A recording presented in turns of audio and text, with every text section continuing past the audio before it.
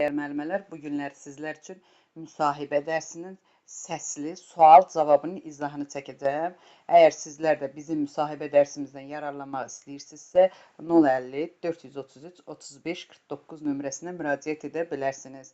Deməli, birinci sualımız belədir ki, effektiv təlim dedikdə nə başa düşürsünüz?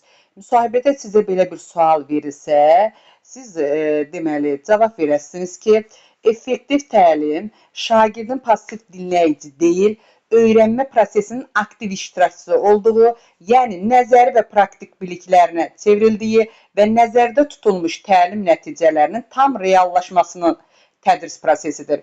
Yəni effektiv təlim deyəndə səmərəli təlim mühitində müəllim məlumatı hazır verən deyil, fasilitatorluq edəndir, şagirdi düşünməyə sövq edən təlim mühiti deməkdir.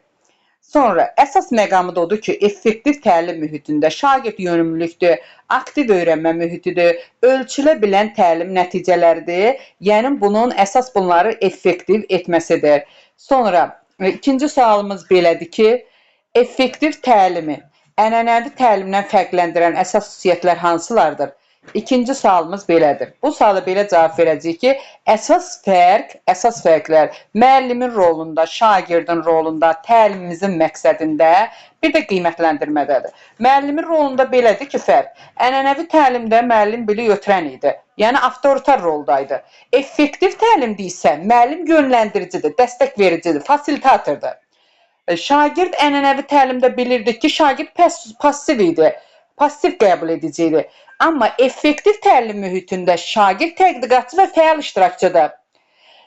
Sonra ənənəvi təlim mühitində faktoloji birliyin əzbərlənməsində məqsədimiz belə idi. Amma effektiv təlimdə isə konseptualdır, anlamadır, tətbiq etmədir, 21-ci əsr bacarıqlarıdır. Sonra Bloom idrak taksonomiyasının feillərinə əsasən, mərhələlərinə əsasən təlim məqsədlərimiz olur. Qiymətləndirmə də odur ki, ənənəvidə yalnız yekun xal verilirdi, qiymət verilirdi. Amma effektiv təlim mühitində şagirdin inkişafını izləyən formativ dəyərləndirmə, konstruktiv əks əlaqə əsas götürülür. Sonra, əgər sizə belə bir sual verilsə ki, effektiv təlim mühitində şagirdin idrak fəallığını necə artırmaq olar? Şagirdin idrak fəallığını necə artırarsınız? Cavab verəcəyik ki, şagirdin idrak fəallığını artırmaq üçün bu strategiyalardan istifadə etməliyik. Bax, açıq tipli sualları, sonra düşünməyə sövq edən sualları təqdim etməklə, problem əsaslı öyrənmələrlə, sonra qrup və ya cütlərlə iş formasına istifadə etməklə, əməkdaşlıq etməklə, Bloom taksonomiyasının səviyyələrindən istifadə etməklə. Sonra, effektiv təlimdə diferensiyallaşma nədir və bunu dərsdə necə tətbiq edərsiniz? Belə bir sual verirsə, deyərsiniz ki, diferensiyallaşma, yəni sinifdəki hər bir şagirdin fərdi təlim ehtiyaclarını, marağını, qavrama səviyyəsini nəzərə alan tədris prosesidir. Yəni, bunu diferensiyallaşmada bilirsiniz də, diferensiyal təlimdə 4 komponenti var. Məzmundur, prosesdir, nəticədir, qiymətləndirmədir. Məzmun nədir? Şagirdə ötürdüyümüz informasiyadır. Yəni, müxtəlif çətinlik səviyyəsində mətnlərdir, resursları təqdim etməklə hər bir şagirdin öz qavrama səviyyəsinə uyğun. Proses nədir? Fərqli öyrənmə üslublardır. Vizual öyrənir, audial öyrənir, kinestetik öyrənir. Buna uyğun metod seçirik. Nəticə nədir? Şagird öyrəndiyini nümayiş etdirmək. Yəni, onları seçim imkanı, təqdimatmı, essemi, şifahimi, izah edərəkmi, qiymətləndirmə də odur ki, fərdi və ya qruplarla və yaxud da deməli, fərdi iş üçün, qrup iş üçün əlverişli şərait yaradır da qiymətləndirmə öyrənmə mühitində.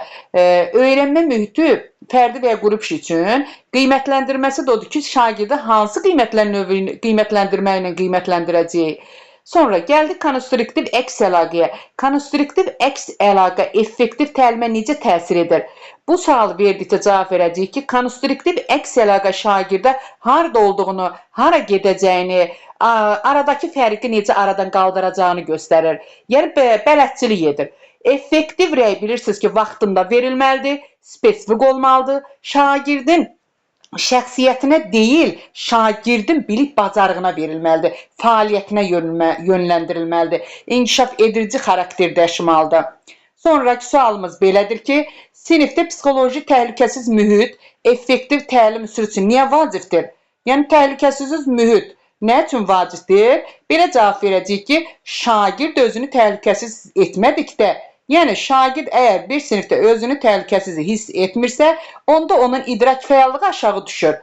Yəni sonra səhv etməkdən, tənqid olunmaqdan qorxduqda idrak fəallığı aşağı düşür. Psixoloji təhlükəsiz mühitdə şagird səhv etməyi öyrənmənin bir hissəsi kimi görür, fəal iştirak edir, sual verir, öz fikrini rahat ifadə edə bilir. Belə bir cavab verəsiniz.